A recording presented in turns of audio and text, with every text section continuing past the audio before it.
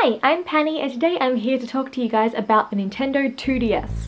So the Nintendo 2DS was announced by Nintendo just a few days ago, and basically it is exactly what it sounds like, a 3DS that doesn't actually include the option to view games in 3D.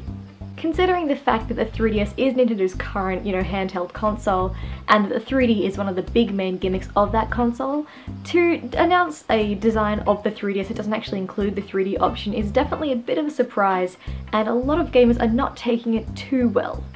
I feel like pretty much anyone who complains about the 2DS is definitely not within its target audience, considering most of the hate is coming from people online who are, teenage or older, and it's definitely not a device designed towards that age group. It's definitely, designed towards younger kids who I think it would work great for. There are three big complaints that I see circulating most about the 2DS. The first one being that it's too big and too clunky and just a terrible design.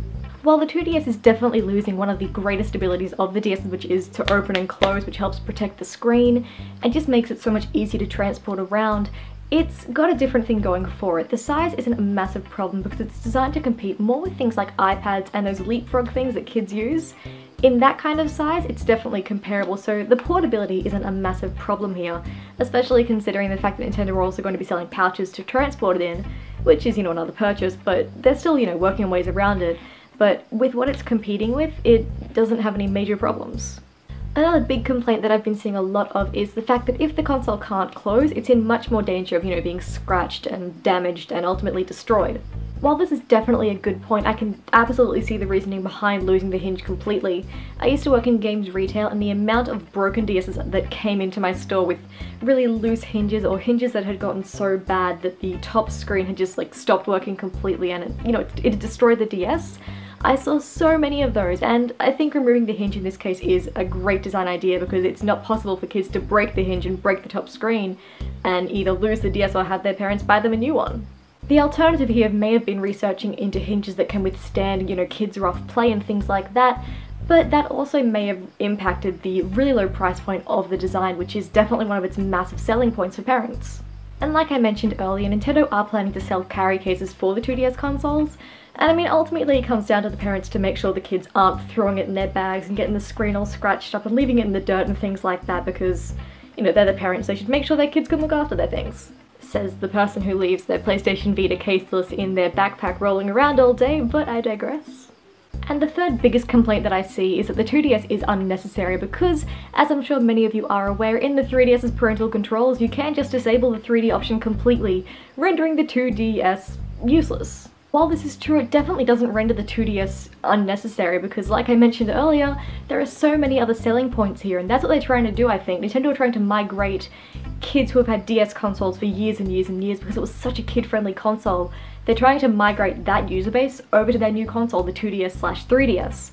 And in doing that, they need to make a good case for it. They can't just say, look, it's the same 3DS, but your kids can have it now, because they know that kids will break the hinge. They know that, the 3D isn't good for kids' eyes. By marketing a device towards kids and making it so kid-friendly with such a low price point, it just makes it so much easier to get that user base onto their new hardware.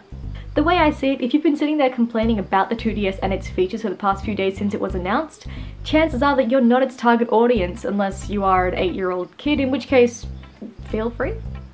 For most of us, aged teenager or older, the 3DS is fantastic as is. The clamshell design is awesome, the screen size on the XL especially is great, the 3D option is fancy as, but, I love it. I'm not going to trade this in and get a 2DS because it's not something that I'm personally into. I like having the 3D, I like having the clamshell design, but that's fine because the 2DS isn't supposed to be aimed at me. Parents are seeing a brand new console marketed towards their kids, full new generation, much harder to break, much easier on their kids' growing eyes, and most importantly, it's cheaper. And plus, on top of all of that, it's releasing the same day, October 12th, as Pokemon X and Y, which is a massive franchise for younger kids and older gamers too, but younger kids go crazy for Pokemon. It's a complete win of a situation. I've seen so many complaints about this console, how stupid it is and how Nintendo have gone down a stupid road, but I think it's a really smart idea. I think it's great, it'll get more kids playing the newer handhelds, and I just think it's a great design for what it is. It's just not for me. Anyway, that's pretty much everything I have to say about the 2DS console. I would love it if you guys would go ahead and leave a comment below with your thoughts about anything that I said, or the 2DS itself, or the 3DS, or you know, Nintendo or anything you want to put in the comments, you just go ahead and put in the comments, that's fine. Remember, as always, you can find the social networking links in the description below to Twitter, Tumblr, and Facebook. And I think that's it for now, so thank you again for watching, and I'll see you again soon for more gaming news, videos, reviews, and anything else that I can think of. Bye!